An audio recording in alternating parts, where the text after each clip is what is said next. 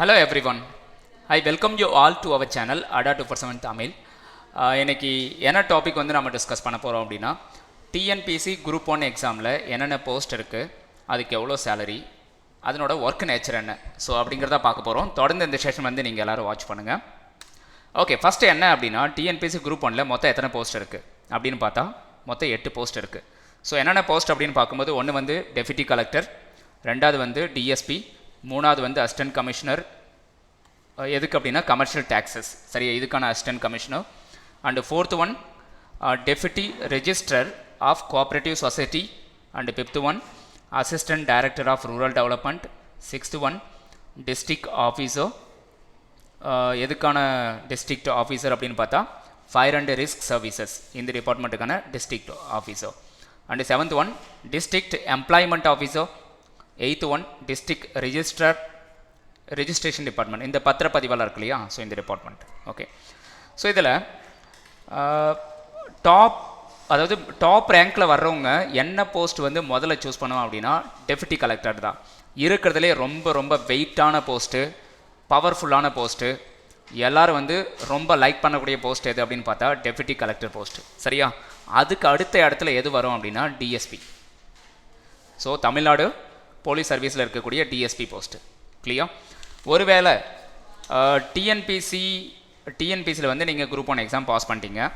So TNPSC group 1 pass பண்ண உடனே உங்களுக்கு என்ன தோணும், நான் வந்து யூபிஎஸ்சி கிளியர் பண்ணியிருந்தா டேரெக்டாக நான் வந்து கலெக்டர் ஆகிருக்கலாம், இல்லை வந்து ஐபிஎஸ் ஆகிருக்கலாம், ஐஏஎஸ் ஆகிருக்கலாம், இந்த மாதிரி ஒரு தாட் இருக்கும் இல்லையா. அந்த மாதிரி பீப்புள் நீங்கள் டிஎன்பிசி குரூப் 1 கிளியர் பண்ணினதுக்கப்புறமா எந்த போஸ்ட் எடுத்தால் உங்களுக்கு வந்து படிக்கிறதுக்கு டைம் கிடைக்கும், அதே மாதிரி ஒர்க்கில் வந்து ப்ரெஷர் கம்மியாக இருக்குன்னு பார்த்தா third one assistant commissioner commercial taxes. இதில் வந்து ப்ரெஷர் லெவல் கம்மியாக இருக்கும், உங்களுக்கு படிக்கிறதுக்கு ஸ்பேஸும் கிடைக்கும், கிளியர். ஒருவேளை நீங்கள் வந்து அதாவது யூபிஎஸ்சி பாஸ் பண்ண முடியல, யூபிஎஸ்சி எக்ஸாம் பாஸ் பண்ண முடியல, ஆனால் நான் கலெக்டர் ஆகணும், சரியா, கலெக்டராக ஆகணும் அப்படின்னு நினைக்கிறவங்க 2 போஸ்ட்டு சூஸ் பண்ணலாம். இதில் என்னென்ன போஸ்ட் அப்படின்னா ஒன்று டெப்யூட்டி கலெக்டர் போஸ்ட்டு சூஸ் பண்ணிக்கலாம், அல்லது assistant director of rural development இருக்குது பாருங்கள், இந்த போஸ்ட்டு சூஸ் பண்ணிக்கலாம்.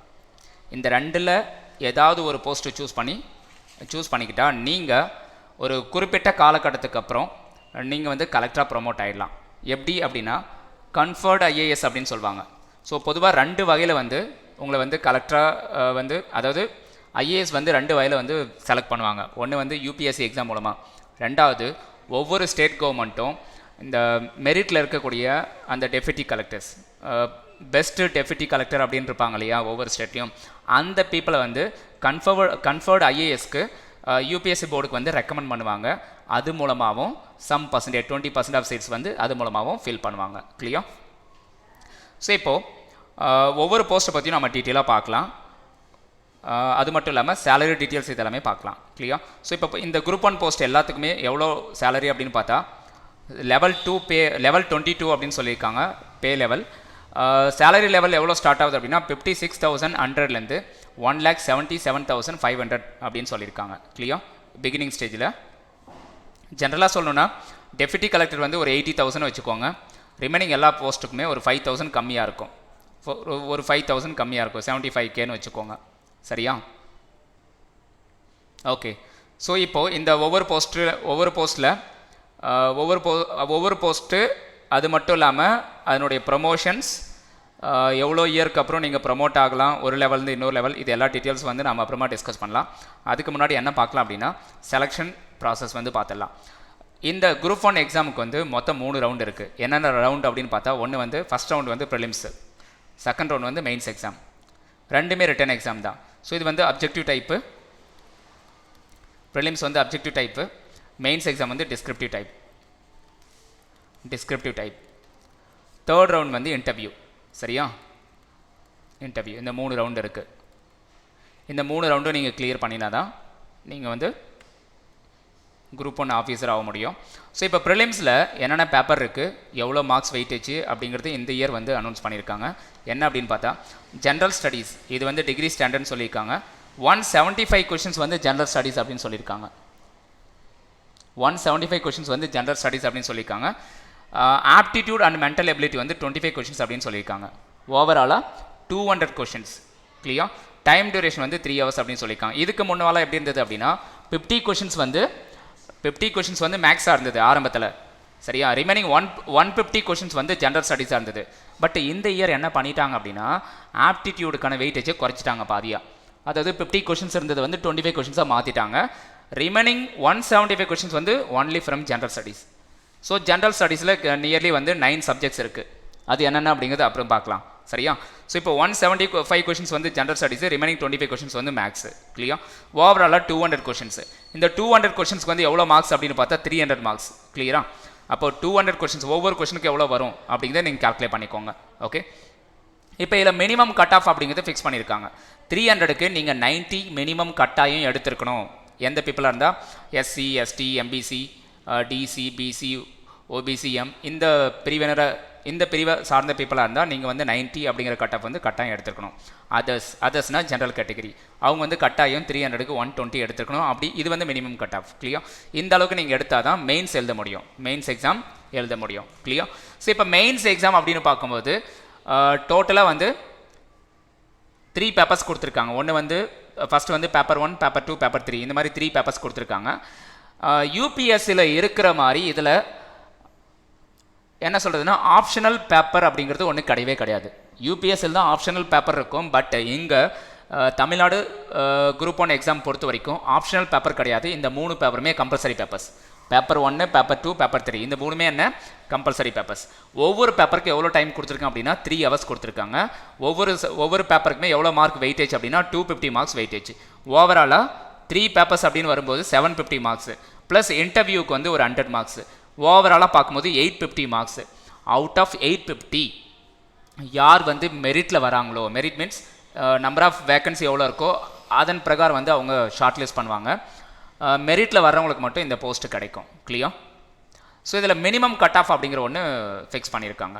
சரியா, மெயின்ஸ் பொறுத்த வரைக்கும் மினிமம் கட் ஆஃப் அப்படின்னா 255 எடுத்துருக்கணும். யார் ஓபிசியை சேர்ந்தவங்களாக இருக்கலாம், இல்லை எம்பிசி இதெல்லாம். ஸோ ஜென்ரல் பீப்புள் வந்து 340 cut off எடுத்துருக்கணும்.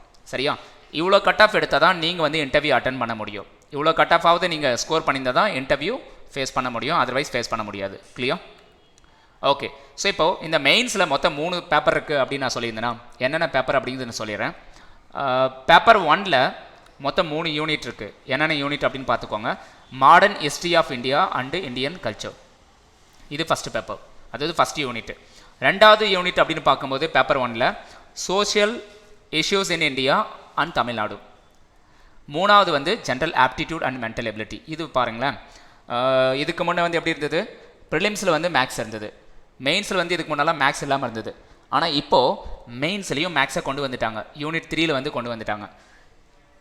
So unit 3ல் maths தான் இருக்க போது, ஆப்டிடியூட் இருக்க போது. ஸோ அதில் வந்து ப்ரிலிம்ஸில் வந்து ஒரு 25 கொஷின்ஸ் குறைச்சிட்டு இப்போ மெயின்ஸில் வந்து கொடுத்துட்டாங்க மேக்ஸ். கிளியரா, ஸோ இது வந்து பேப்பர் 1. பேப்பர் 2 பொறுத்த வரைக்கும் இந்தியன் பேப்பர் 2ல் ஃபஸ்ட் யூனிட் பாருங்கள், Indian polity and emerging political trends across the world affecting India அப்படின்னு சொல்லியிருக்காங்க. ஸோ இது வந்து ஃபஸ்ட் யூனிட். செகண்ட் யூனிட் அப்படின்னு பார்த்தா role and impact of science and technology Indian polity. Third one Tamil society, அதனோட culture and heritage. கிளியரா, மொத்தம் இந்த 3 யூனிட் இருக்குது பேப்பர் 2 பொறுத்த வரைக்கும். அப்போ பாலிட்டிங்கிறது main, okay, science and technology second unit, third வந்து தமிழ்நாடு சொசைட்டி அதனோட கல்ச்சர். கிளியரா, ஸோ இது வந்து பேப்பர் 2ல் இருக்கக்கூடிய 3 யூனிட்ஸு. அதே மாதிரி பேப்பர் 3ல் என்னென்ன யூனிட்ஸ் இருக்குது அப்படிங்கிறது கோத்ரோ பண்ணிக்கோங்க. Geography of India with special reference to Tamil Nadu. அடுத்தது வந்து environment, biodiversity and disaster management, இது வந்து செகண்ட் யூனிட். தேர்ட் யூனிட்னு பார்க்கும்போது Indian economy, current economic trends and impact of global economy on India. So இவ்வளோ தான் பேப்பர்ஸ். இது எல்லாமே மெயின்ஸில் நீங்கள் படிக்க வேண்டிய போர்ஷன்ஸ். சரி, இது எல்லாமே மெயின்ஸுக்கு. ஸோ அதுக்கப்புறம் இன்டர்வியூ. இதுக்கப்புறம் என்ன அப்படின்னா இன்டர்வியூ. கிளியர், இப்போ என்ன அப்படின்னா இந்த ஒவ்வொரு போஸ்ட்டை பற்றி இன்னும் கொஞ்சம் டீட்டெயிலாக தெரிஞ்சுக்கலாம், என்னென்ன போஸ்ட் இருக்குது அப்படின்ட்டு. ஃபஸ்ட்டு வந்து என்ன, மோஸ்ட்டாக எல்லாரும் வந்து எந்த போஸ்ட்டுக்கு வந்து ட்ரை பண்ணுவாங்க, எதுக்கு எய்ம் பண்ணுவாங்க அப்படின்னா டெப்யூட்டி கலெக்டர். சரியா, ஒன்ஸ் நீங்கள் டெப்யூட்டி கலெக்டரை வந்து செலக்ட் ஆகிட்டீங்க அப்படின்னா ஃபஸ்ட்டு ஆரம்பத்திலே உங்களுக்கு வந்து டெப்யூட்டி கலெக்டர் வந்து போஸ்ட்டு கொடுத்துட மாட்டாங்க. என்னவா வந்து உங்களை வந்து அப்பாயின்ட் பண்ணுவாங்க அப்படின்னா ஆர்டிஓ, ரெவென்யூ டிவிஷனல் ஆஃபீஸர் அப்படின்னு சொல்லுவாங்க. சரியா? ஃபஸ்ட்டு வந்து ஒரு குறிப்பிட்ட டிவிஷனுக்கு வந்து உங்களை வந்து ரெவன்யூ ஆஃபீஸரை வந்து அப்பாயின்ட் பண்ணுவாங்க. அந்த போஸ்ட்டில் வந்து நீங்கள் எத்தனை இயர் வந்து சர்வீஸ் பண்ணணும் அப்படின்னா ஒரு 6 இயர்ஸ். அப்படி 6 இயர்ஸ் சர்வீஸ் பண்ணதுக்கப்புறம் உங்களை என்னவா ப்ரமோட் பண்ணுவாங்க அப்படின்னா டிஆர்ஓ, டிஸ்ட்ரிக்ட் ரெவன்யூ ஆஃபீஸர். இது வந்து டிவிஷன் ஒரு குறிப்பிட்ட டிவிஷனுக்கு மட்டும் தான் ஆஃபீஸர். பட் அடுத்தது வந்து டிஸ்ட்ரிக்ட் ரெவன்யூ ஆஃபீஸர் அப்படின்னு போயிடும். சரியா? ஸோ இப்போ டிஸ்ட்ரிக்ட் ரெவன்யூ ஆஃபீஸர் ஆனதுக்கப்புறம் இது ஒரு 8 இயர்ஸ் சர்வீஸ் இருக்குன்னு வச்சுக்கோங்க. அதுக்கப்புறம் என்னவா நீங்கள் ப்ரமோட் ஆவீங்க அப்படின்னா DC, deputy collector. Clear? So அப்படி டெப்யூட்டி கலெக்டர் ஆனதுக்கப்புறம் ஆஃப்டர் 10 to 12 இயர்ஸ்க்கு அப்புறம் உங்களை வந்து என்னவா ப்ரமோட் பண்ணுவாங்க அப்படின்னா கலெக்டர். அப்படி கலெக்டராக ப்ரமோட் பண்ணதுக்கப்புறம் நீங்கள் என்னவா ஆகலாம் அப்படின்னா செக்ரட்டரி. சரியா? ஸோ நல்லா கவனிங்க. இதில் என்ன விஷயம் அப்படின்னா நீங்கள் 2 வகையில் வந்து ஐஏஎஸ் ஆகலாம். ஆல்ரெடி நான் சொல்லியிருக்கேன். ஒன்று வந்து யூபிஎஸ்சி எக்ஸாம் டைரெக்டாக எழுதி நீங்கள் வந்து ஐஏஎஸ் ஆகிடலாம். அப்படி யூபிஎஸ்சி எக்ஸாம் எழுத முடியல அப்படின்னா இந்த ஸ்டேட் கவர்மெண்ட்டுடைய குரூப் 1 எக்ஸாம் மூலமாகவும் ஐஏஎஸ் ஆகலாம். ஸோ அதுக்கான வழி தான் இது. ஃபஸ்ட்டு வந்து நீங்கள் டெப்யூட்டி கலெக்டராக வந்து இந்த போஸ்ட்டுக்கு வந்து நீங்கள் செலக்ட் ஆகிறீங்க அப்படின்னா ஒரு டிவிஷனுடைய ரெவன்யூ ஆஃபீஸராக வந்து உங்களை அப்பாயின்ட் பண்ணுவாங்க. அதுக்கப்புறம் ஒரு டிஸ்ட்ரிக்டுடைய ரெவன்யூ ஆஃபீஸராக அப்பாயின்ட் பண்ணுவாங்க. அதுக்கப்புறம் ஒரு குறிப்பிட்ட காலம் சர்வீஸ் முடிச்சதுக்கப்புறம் தான் டிஸ்ட்ரிக்ட் கலெக்டராக வந்து உங்களை அப்பாயின்ட் பண்ணுவாங்க. கரெக்டாக?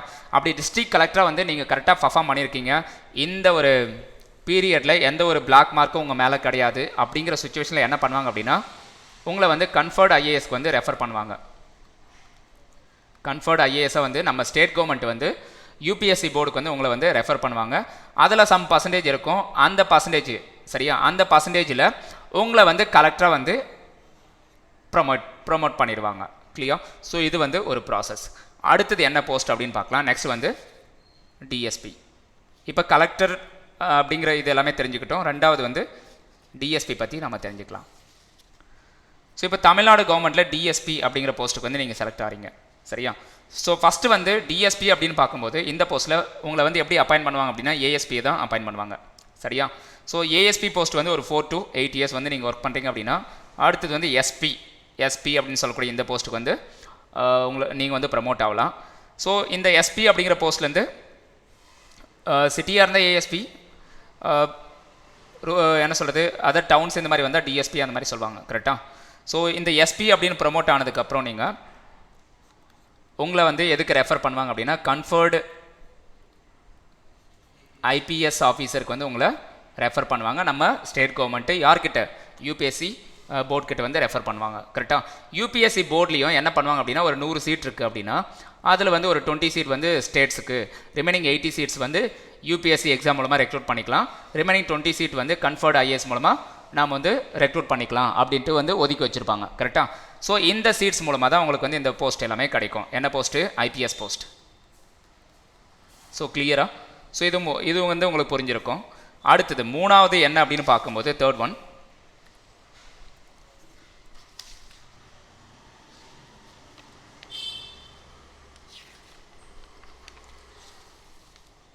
டிஸ்ட்ரிக்ட் ரிஜிஸ்டர் அப்படின்னு ஒன்று இருக்கு இல்லையா? District register. ஸோ இது வந்து பத்திரப்பதிவுத்துறை இருக்கு இல்லையா நம்ம தமிழ்நாடு கவர்மெண்ட்டில், அதில் ஒரு டிஸ்ட்ரிக்டுடைய ரிஜிஸ்டர் போஸ்ட். கிளியர்? ஸோ ஆரம்பத்தில் உங்களை என்னவா வந்து போஸ்ட் பண்ணுவாங்க அப்படின்னா சப் ரிஜிஸ்டர் தான் உங்களை வந்து ஒரு குரூப் 2 எக்ஸாம் நீங்கள் பாஸ் பண்ணுறீங்க அப்படின்னா உங்களை வந்து சப் ரிஜிஸ்டர் வந்து போஸ்ட் பண்ணியிருப்பாங்க. சப் ரிஜிஸ்டர் வந்து உங்களை வந்து அப்பாயின்ட் பண்ணியிருப்பாங்க குரூப் 2 எக்ஸாம் நீங்கள் பாஸ் பண்ணுறீங்க அப்படின்னா.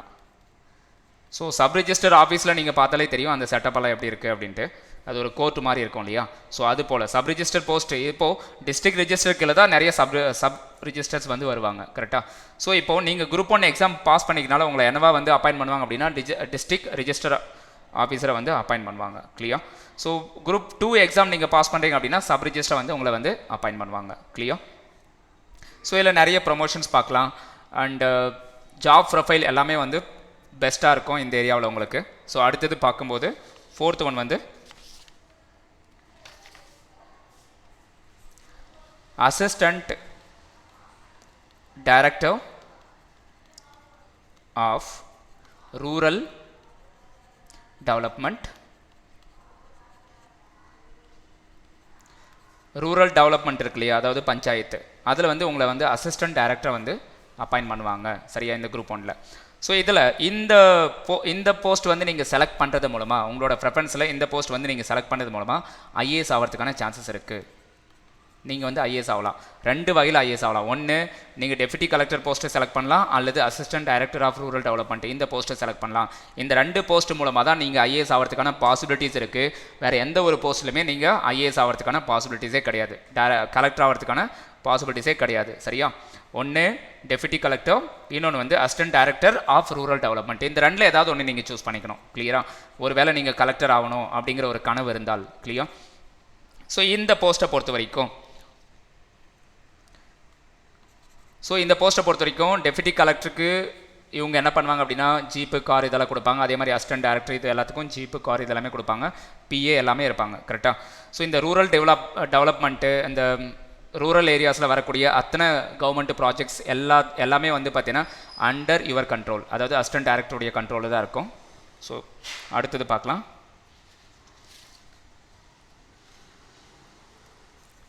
ஃபிஃப்த் ஒன் என்ன அப்படின்னு பார்த்தா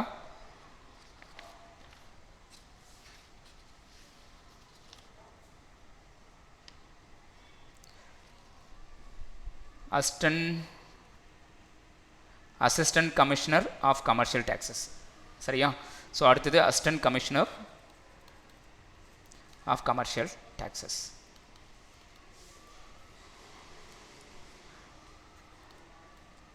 assistant commissioner of commercial taxes கிளியரா. ஸோ இந்த போஸ்ட்டுக்கு வந்து நீங்கள் ஒரு வேளை ஜாயின் பண்ணுறீங்க அப்படின்னா உங்களுக்கு என்ன ஒரு பெனிஃபிட் அப்படின்னு பார்த்தா நீங்கள் யூபிஎஸ்சி எக்ஸாம் படிக்கிறதுக்கு இது கொஞ்சம் பெனிஃபிஷியலாக இருக்கும் கிளியர். ஸோ ஏன் அப்படின்னா ப்ரெஷர் லெவல் வந்து கொஞ்சம் கம்மியாக இருக்கும் கம்பேரிட்டிவ்லி அதர் போஸ்ட்டை பார்க்கும்போது ப்ரெஷர் லெவல் வந்து இதில் கம்மியாக இருக்கும் கிளியர். ஸோ ஃபஸ்ட்டு வந்து நீங்கள் இந்த போஸ்ட்டை பொறுத்த வரைக்கும் என்னவா வந்து ப்ரமோட் ஆவீங்க அப்படின்னா அசிஸ்டன்ட் கமிஷனர், அடுத்தது வந்து ஜாயின்ட் கமிஷனர், அடுத்தது வந்து AC clear, additional commissioner. So இந்த மாதிரி வந்து உங்களுக்கு ப்ரொமோஷன்ஸ் எல்லாமே இருக்கும். அடுத்தது பார்க்கலாம் நெக்ஸ்ட் என்ன இருக்குது அப்படின்னு பார்ப்போம். என்ன மிஸ் பண்ணியிருக்கோம்? District employment officer. So district employment officer miss பண்ணியிருக்கோமா? 61. ஸோ ஒரு டிஸ்ட்ரிக்டில் இருக்கக்கூடிய அந்த வேலை வாய்ப்பு இருக்கு இல்லையா, அதனுடைய ஒட்டுமொத்த ஹெட் அப்படின்னு பார்க்கும்போது இவர் தான், டிஸ்ட்ரிக்ட் எம்ப்ளாய்மெண்ட் ஆஃபீஸர் தான். ஒரு டிஸ்ட்ரிக்டில் ஏதாவது ஒரு எம்ப்ளாய்மெண்ட் ஜென்ரேட் பண்ணுறது, இல்லை ஏதாவது ஒரு வேலை வாய்ப்பு கொடுக்கறது, ஸோ இந்த மாதிரி எல்லாமே வந்து இவரோட கண்ட்ரோல் தான் இருக்கும் கிளியர். ஸோ வேறு என்ன இருக்குது அப்படின்னு பார்த்தா வேறு ஏதாவது மிஸ் பண்ணியிருக்கோமா? அடுத்தது இதில் வந்து 2 போஸ்ட் வந்து யூனிஃபார்ம் போஸ்ட் இருக்குது. ஒன்று என்ன அப்படின்னு பார்த்தா district officer fire and risk services, இது வந்து யூனிஃபார்ம் போஸ்ட்டு. அதே மாதிரி டிஎஸ்பி அப்படின்னு சொன்னோம் இல்லையா, இதுவும் யூனிஃபார்ம் போஸ்ட். நீங்கள் ஒரு வேளை யூனிஃபார்ம் போஸ்ட்டுக்கு போகணும் அப்படின்னா இந்த 2 போஸ்ட் வந்து நீங்கள் சூஸ் பண்ணலாம் கிளியர். ஸோ எல்லாமே கவர் பண்ணிட்டோம் இல்லையா, எல்லாமே கவர் பண்ணிட்டோம். That's it.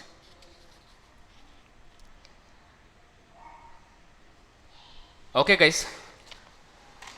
ஸோ ஒரு வேளை நீங்கள் டிஎன்பிசி குரூப் 1 இப்போ ப்ரிப்பேர் பண்ணிட்டு இருந்தால் நீங்கள் என்ன பண்ணலாம் அப்படின்னா இந்த டிஎன்பிசிக்கான குரூப் 1 குரூப் 2 2ஏக்கான ப்ரிலிம்ஸ்க்கான பேட்ச் வந்து நம்ம Adda247 தமிழ் சேனலில் தமிழில் லான்ச் பண்ணியிருக்கு. ஸோ இந்த பேட்சில் வந்து நீங்கள் ஜாயின் பண்ணி உங்களோட ப்ரிப்பரேஷன் வந்து ஸ்டார்ட் பண்ணலாம். டிஎன்பிசி குரூப் 1 குரூப் 2க்கான ஆன்லைன் டெஸ்ட் சீரிஸும் அவைலபிளாக இருக்குது. இதையும் நீங்கள் பை பண்ணி எழுதி பார்க்கலாம் கிளியர். ஸோ அப்படி பை பண்ணுறதுக்கு Y207 அப்படிங்கிற கூப்பன் கோட் வந்து என்டர் பண்ணிக்கோங்க. அப்படி என்டர் பண்ணி பை பண்ணுறது மூலமாக you will get maximum discount. So எங்கே போய்ட்டு பை பண்ணுறது அப்படின்னா Adda247.com இந்த வெப்சைட் போய்ட்டு நீங்கள் பை பண்ணிக்கலாம். ஓகே கைஸ், இந்த செஷன் பிடிச்சிருந்தால் மறக்காமல் லைக் பண்ணுங்கள், சப்ஸ்கிரைப் பண்ணாமல் தான் சப்ஸ்கிரைப் பண்ணுங்கள், உங்கள் ஃப்ரெண்ட்ஸுக்கு வந்து இதை ஷேர் பண்ணிவிடுங்க. Thank you so much.